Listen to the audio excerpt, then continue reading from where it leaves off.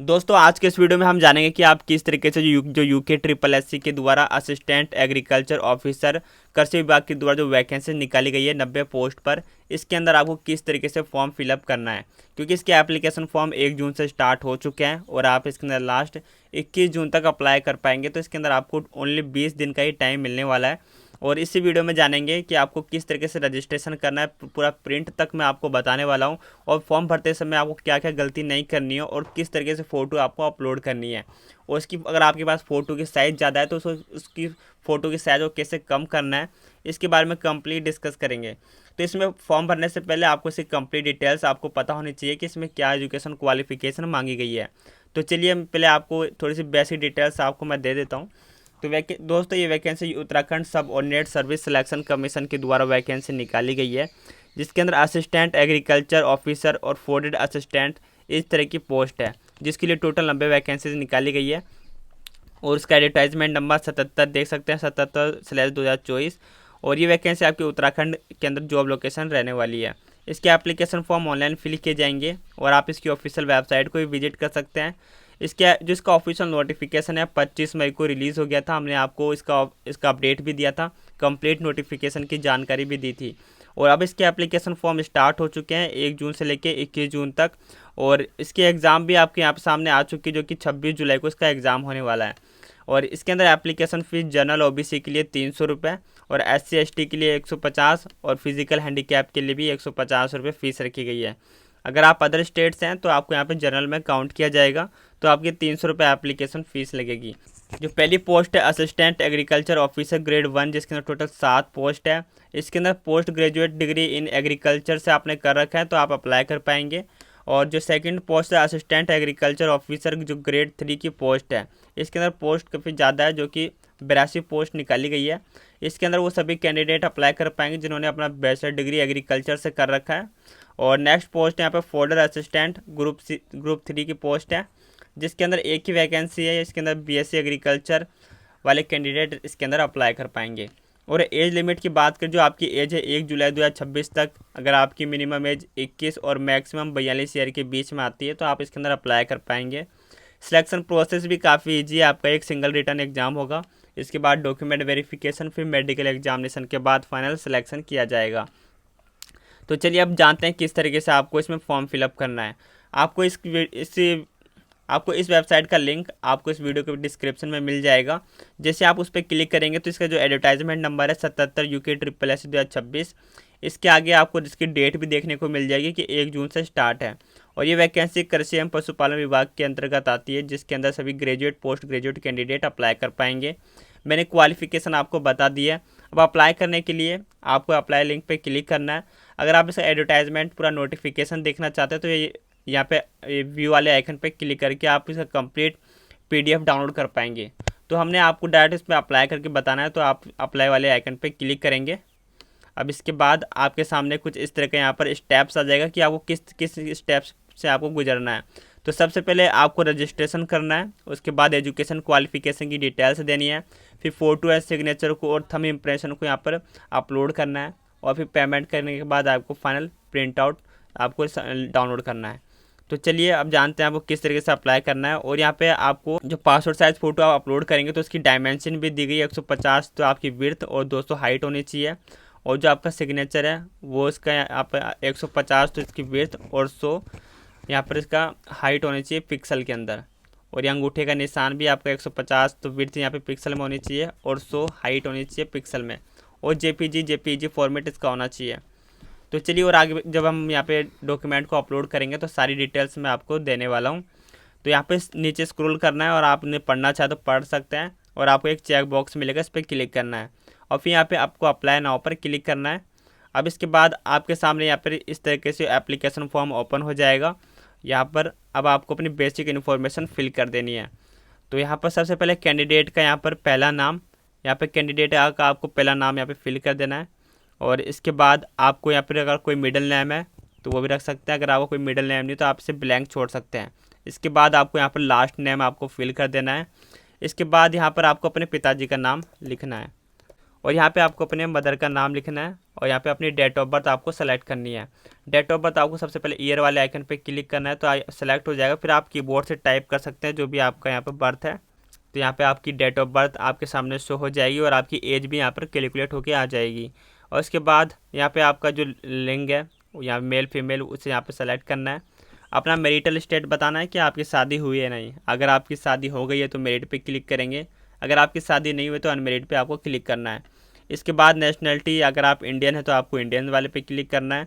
और इसके बाद फिर आपको डोमिसाइल डिटेल्स देनी है कि आप उत्तराखंड के निवासी हैं। अगर निवासी है तो यस पे क्लिक करेंगे। और इसके बाद हो सकता है आगे आपसे इसके बाद आप देख सकते हैं कि डोमिसाइल सर्टिफिकेट और आप किस डिस्ट्रिक्ट से बिलोंग करते हैं वो आपसे यहाँ पे पूछा गया है। अगर आप अदर स्टेट्स हैं तो आपको नो पर क्लिक करना है, तो ये आपको डिटेल्स नहीं देनी होगी। तो इस सिंपली हम आगे बढ़ जाते हैं। अब यहाँ पे रिक्वायर्ड एलिजिबिलिटी, अब आपके पास क्या क्या यहाँ पे क्वालिफिकेशन मांगी गई है। क्या आपका नाम उत्तराखंड राज्य के किसी जिले रोजगार कार्यक्रम से पंजीकृत है, तो आपको नो पे क्लिक कर देना है। क्या आप सरकारी कर्मचारी है तो आपको नो पे क्लिक कर देना है। और इसके बाद यहाँ से आप इससे कुछ और क्वेश्चन पूछे जाएंगे। क्या आपने उत्तराखंड राज्य में स्थित किसी मान्यता प्राप्त हाई स्कूल इंटरमीडिएट समकक्ष कोई परीक्षा उत्तीर्ण तो यस पे क्लिक करना है। अगर नहीं किया है तो आपको नो पर क्लिक कर देना है। और इसके बाद अब इसके बाद पूछा गया है क्या आप या आपके पति पत्नी या फिर आपके माता पिता उत्तराखंड राज्य में कार्यरत सशस्त्र बलों पर या फिर नियमित कोई कर्मचारी जिसने सेवा राज्य में बाहर रहकर स्थानांतरित नहीं की जा सकती है, तो सिंपली नो पर क्लिक कर देते हैं। और क्या आप या आपके पति पत्नी आपके माता पिता उत्तराखंड राज्य के नियमित रूप से कार्यरत राज्य सरकार या फिर अर्ध सरकारी संगठन के नियंत्रित कर्मचारी है, तो यहाँ पे बता देना। तो सिंपली नो पर हम क्लिक कर लेते हैं। और क्या आपके पति पत्नी या फिर माता पिता केंद्र सरकार के किसी संगठित केंद्र सार्वजनिक क्षेत्र में उपक्रम में उत्तराखंड राज्य के नियमित रूप से कार्यरत कर्मचारी है, तो यहाँ पे भी हम नो पर क्लिक कर देते हैं। अब इसके बाद यहाँ पर केवल उत्तराखंड राज्य सरकार के हेतु जारी प्रमाण पत्र ही मान्य होंगे। तो हमने यहाँ ऊपर अदर स्टेट पे क्लिक कर लिया था, तो हमें यहाँ पर इसके अंदर जनरल कैटेगरी में सेलेक्ट किया जाएगा। और अगर आप यहाँ पर राजस्थान या उत्तराखंड के निवासी हैं तो यहाँ पर केवल उत्तराखंड सरकार के द्वारा सेवा हेतु जारी प्रमाण पत्र जो जारी किया जाता है उन्हें यहाँ पे मान्य किया जाएगा। अब यहाँ पर आपको जनरल कैटेगरी में अदर स्टेट को जनरल कैटेगरी में कैलकुलेट किया जाता है, तो वो यहाँ पर आपको शो हो जाएगा। और इसके बाद यहाँ पे कॉन्टैक्ट डिटेल्स आपको यहाँ पे देनी है। सबसे पहले आपको ईमेल आईडी, उसके बाद आपको दोबारा कन्फर्मेशन के लिए ईमेल आईडी फिल कर देना है। उसी तरीके से सेम यहाँ पर आपको अपना मोबाइल नंबर और कन्फर्मेशन के लिए दोबारा मोबाइल नंबर टाइप करना है ताकि आपका मोबाइल नंबर गलत ना हो। उसके बाद व्हाट्सअप नंबर आप चाहे तो दे सकते हैं, आप इसे ब्लैंक भी छोड़ सकते हैं। अब इसके बाद यहाँ पर आपको अपना एड्रेस फिल कर देना है। यहाँ पे आपको 2 लाइन में अपना एड्रेस फिल करना है। इसके बाद अपने स्टेट को सेलेक्ट करना है। स्टेट को सेलेक्ट करने के बाद डिस्ट्रिक्ट, जैसे आप यहाँ पर अपने डिस्ट्रिक्ट को सेलेक्ट कर सकते हैं। उसके बाद आपके यहाँ पर सिटी, उसके बाद अपने एरिया का पिन कोड आपको सेलेक्ट करना होगा। सेलेक्ट करने के बाद आपको इस चेक बॉक्स पे क्लिक करना है। अगर आपका यहाँ पर करंट एड्रेस और परमानेंट एड्रेस सेम है तो आप चेक बॉक्स पे क्लिक करेंगे तो जो आपने डिटेल्स ऊपर फिल करी है तो सारी डिटेल्स नीचे फिल हो जाएगी। इसके बाद आपको यहाँ पे प्लेस ऑफ फिलिंग फॉर्म, आप किस लोकेशन से अपना फॉर्म फिलअप कर रहे हैं तो वो आपको यहाँ पे लोकेशन लिख देनी है। इसके बाद एंटर योर पासवर्ड, आपको यहाँ पे अपना पासवर्ड क्रिएट करना है। जो आपका पासवर्ड है वो आपका नंबर और अल्फ़ाबेट और स्पेशल कैरेक्टर को यूज़ करके आपको यहाँ पर अपना पासवर्ड क्रिएट कर लेना है। तो आपको दोबारा से आप कंफर्मेशन में पासवर्ड भी दे देना है। इसके बाद यहाँ पे कैप्चा फिल करना है। कैप्चा फिल करने के बाद अब आपको यहाँ पर अपलोड आइडेंटिटी प्रूफ डॉक्यूमेंट, अब आपको प्रूफ के लिए आपको डॉक्यूमेंट अपलोड करने हैं। इसमें चाहे आप अपने आधार कार्ड और इसके बाद आप चाहे तो अपनी यहाँ पे हाई स्कूल यानी कि 12th की मार्कशीट भी अपलोड कर सकते हैं। अब जो आप अपलोड करेंगे तो इसके लिए क्राइटेरिया है कि आपकी मैक्सिमम 200 KB से ज़्यादा ऊपर की PDF नहीं होनी चाहिए। अगर आपकी PDF ज़्यादा MB की है तो आप उसे वेबसाइट पे जाके कंप्रेस करके ही आपको अपलोड करना है। और इसके बाद डिक्लेयर पे क्लिक करके आपको चेक बॉक्स पे क्लिक करना है और यहाँ पे सबमिट पर क्लिक करेंगे। सबमिट करने के बाद आपको रजिस्ट्रेशन सक्सेसफुली का इस तरह का इन्फॉर्मेशन आ जाएगा। आपको ओके पर क्लिक करना है। अब आपका यहाँ रजिस्ट्रेशन कंप्लीट हो चुका है और आपको यहाँ पर आपका ईमेल एड्रेस आपको शो हो जाएगा। अब आपको नीचे यहाँ लॉगिन पे क्लिक करना है। लॉगिन पे क्लिक करने के बाद लॉगिन यहाँ पर आपको एंट्री या फिर आपको ईमेल एड्रेस या फिर मोबाइल नंबर आपको यहाँ पे एंटर करना है। उसके बाद यहाँ मोबाइल नंबर और कैप्चा फिल करके आपको लॉगिन पर क्लिक करना है। हमने यहाँ पे लॉगिन पे क्लिक करके दुआ से यहाँ पे लॉगिन पे क्लिक कर लिया है। अब आप देख सकते हैं कि हमारा रजिस्ट्रेशन यहाँ पे कंप्लीट हो चुका है। अब हमें यहाँ क्वालिफिकेशन और अपलोड इमेज और पेमेंट और प्रिंट ये सभी डिटेल्स देनी है। अब आपको नीचे स्क्रॉल करना है तो यहाँ पर अप्लाई पोस्ट अप्लाई फॉर, यहाँ पे पोस्ट को सेलेक्ट करना है कि आप किस पोस्ट के लिए अप्लाई कर सकते हैं, किस पोस्ट के लिए आपको अप्लाई करना है। तो मैंने आपको यहाँ पोस्ट की जानकारी दे दी थी। आप अपनी क्वालिफिकेशन के अकॉर्डिंग यहाँ पे फॉर्म फिलअप कर सकते हैं। तो मैं आपको यहाँ पे असिस्टेंट ग्रेड एग्रीकल्चर ऑफिसर के ग्रेड 3 का जो पोस्ट है इसके अंदर अप्लाई करके बताने वाला हूँ। तो हम सेकंड पोस्ट पे यहाँ पे क्लिक कर देंगे। तो हमने यहाँ पे पोस्ट को सेलेक्ट कर लिया है और इसके बाद इनिशियल जो क्वालिफिकेशन है आपके पास कृषि सहायता, यहाँ पे आपके पास भारत विधि के द्वारा स्थापित विश्वविद्यालय की संस्था से कृषि में स्नातक उपाधि प्राप्त है। तो आपको यस पे क्लिक करना है। अगर आप नो पे क्लिक करेंगे तो आप इसके अंदर एलिजिबल नहीं होंगे। तो हम यहाँ पे नो पे क्लिक कर दिया है। इसके बाद नेशनल क्वालिफिकेशन देनी है आपको, आपके क्वालिफिकेशन का टाइप बताना है। इसके बाद आपको अपनी 10th की डिटेल्स भी देनी इसमें कंपलसरी है। तो हम यहाँ पे अपनी 10th की डिटेल्स को भी ऐड कर लेते हैं। तो जल्दी से हम सारी डिटेल्स खुद ऐड कर लेते हैं, आपको बस देख लेना है। जैसे कि हमने यहाँ पे क्वालिफिकेशन और अपने स्कूल का नाम और अपने स्टेट को सेलेक्ट कर लिया है। अब यहाँ से अपने स्कूल यूनिवर्सिटी को यहाँ पर सेलेक्ट करना है। इसके बाद पासिंग ईयर को आपको सेलेक्ट करना है, आपने किस ईयर में अपना पास किया था। तो यहाँ पर हम पासिंग ईयर भी सेलेक्ट कर लेते हैं। First subject elementary high school subject, उसके बाद मार्क्स, यहाँ पर हमारे मार्क्स को सेलेक्ट कर लेते हैं। यहाँ पर टोटल ऑफ 10 मार्क्स और मैक्सिमम आपको कितने मार्क्स का तो वो आपको यहाँ बता देना है और अपनी परसेंटेज कैलकुलेट कर लेनी है। इसके बाद ऐड एजुकेशन क्वालिफिकेशन डिटेल्स पे क्लिक करेंगे। तो ये भी हमारी क्वालिफिकेशन सक्सेसफुली ऐड हो चुकी है। तो मैंने यहाँ पे 10th की क्वालिफिकेशन ऐड कर दी। इसके बाद आपको ऐड यहाँ से एक एग्रीकल्चर की डिग्री को ज़रूर सेलेक्ट करना है। तो हम यहाँ पे ग्रेजुएशन पे क्लिक करते हैं और इसके बाद डिग्रीज़ के अंदर आपको बैचलर ऑफ एग्रीकल्चर वाला ज़रूर सेलेक्ट करना है। तो आपको यहाँ पे अपनी ग्रेजुएशन की डिटेल्स दे देनी है। जैसे कि आपको यहाँ पर क्वालिफिकेशन के अंदर आपको ग्रेजुएशन सेलेक्ट करना है। इसके बाद नेम ऑफ डिग्री आपने बैचलर ऑफ साइंस एग्रीकल्चर जो भी डिग्री है आपको यहाँ पे देख लेना है, उसे सेलेक्ट करना है। और फिर यहाँ पर अपने स्टेट को सेलेक्ट करना है और फिर आपने स्कूल या वो जिस यूनिवर्सिटी से अपना ये डिग्री कर रखा है उसे सेलेक्ट करना होगा। और अपना पासिंग एरिया आपको सर्टिफिकेट में देखने को मिलेगा।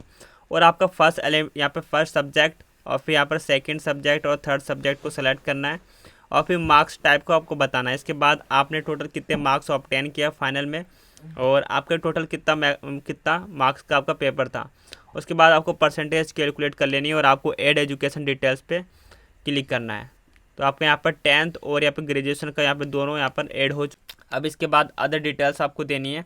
एग्ज़ाम प्रिपरेशन डिस्ट्रिक्ट, क्या आप परीक्षा वरीयता जिला, आप यहाँ पे किस डिस्ट्रिक्ट में अपना एग्ज़ाम देना चाहते हैं तो आप यहाँ पे सेलेक्ट कर सकते हैं। तो हम हरिद्वार सेलेक्ट कर लेते हैं। इसके बाद आप सेकंड सिटी को भी सिलेक्ट कर सकते हैं, तो बागेश्वर। और इसके बाद क्या आपके विरुद्ध कोई आपराधिक मामला लंबित है, क्या आप पर कोई FIR दर्ज हुआ है, तो आपको नो पर क्लिक करना है। और इसके बाद क्या आपके पास यहाँ पे UK SSS या फिर SSS अन्य अधीनस्थ सेवा आयोग के द्वारा प्रतियोगिता परीक्षा चयन के लिए वांछित या आपको ये वहाँ से निकाला गया है, तो आपको सिंपली नो पर क्लिक कर देना है।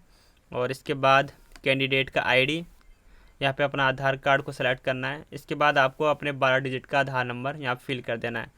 तो यहाँ जल्दी से हम यहाँ 12 डिजिट का आधार कार्ड नंबर फिल कर देंगे। इसके बाद आपसे पूछा गया है क्या आपकी प्रादेशिक सेना न्यूनतम 2 वर्ष की अवधि तक सेवा है, क्या आपने इंडियन सेवा में अपना 2 साल का सेवा दिया है, तो यस या फिर नो पे आपको आंसर देना। सिंपली नो पे क्लिक कर देते हैं। और क्या आपके पास NCC का या B और C प्रमाण पत्र सर्टिफिकेट है तो आपको यस पे क्लिक करना है, अदरवाइज नो पे क्लिक करना है।